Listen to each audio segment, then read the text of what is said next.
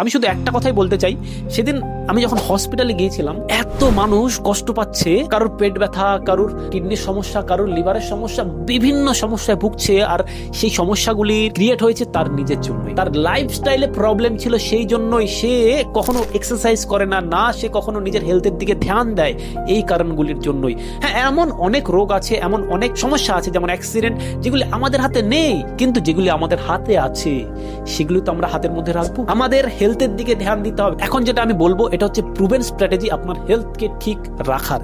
আমি যেটা অ্যাপ্লাই করেছি নিজের লাইফে, আপনাকে আমি সেটা বলছি। স্ট্র্যাটেজি হচ্ছে যে সকাল বেলায় উঠে 5 মিনিট থেকে শুরু করুন। আপনি যদি এক্সারসাইজ না করেন, 5 মিনিট, মাত্র 5 মিনিট কি করবেন, দৌড় দিয়ে বাড়ি চলে আসবেন। কি করবেন, 5টা পুশ আপ। কি করবেন, 5 বার ঝুলবেন, কোথাও 10 বার ঝুলবেন, শেষ। আর কিছু না, যে কোনো একটা করুন, হয় ঝোলা, নাই পুশ আপ, নাই দৌড়, নাই হাঁটা।